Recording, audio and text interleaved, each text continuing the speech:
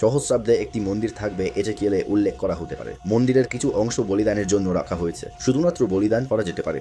একভাবে বলতে গেলে হ্যাঁ, শালামিমের মতো এগুলি তখনই করা হতো যখন পিতার সাথে শান্তিতে থাকা যেত, শুধুমাত্র কৃতজ্ঞতা প্রকাশের জন্য করা হতো। এবং এটি এমন নয় যে বলিদানটি কারো পাপের ক্ষমার জন্য হবে, কারণ একজন বুঝতে পারে যে বলিদানগুলি মাসিয়াসের মৃত্যুর প্রতীক ছিল। আমি ব্যাখ্যা করা দুই সাক্ষীর মৃত্যুর প্রতীক, এমনকি শহীদদেরও। কিন্তু যেমন আপনি বলছেন, এটি তোরার জন্য, যেমন কেউ কিছু খুব সুস্বাদু রান্না করে এবং এটি উপভোগ করে তোরা এবং ইয়াহওয়েকে ধন্যবাদ জানায় সেই খাবার দেওয়ার জন্য। তাই বলতে গেলে যখন সেই খাবারটি উপভোগ করা হয় এবং ইয়াহওয়েকে ধন্যবাদ জানানো হয়, তখন এটি একটি বলিদানের মতো হয়, কারণ এটি সৃষ্টির কিছু অংশ গ্রহণ করা হচ্ছে যা উপভোগ করার জন্য বিদায় নিতে বা অদৃশ্য হতে হবে, এবং সেই জন্য এটিকে বলিদান বলা হয়।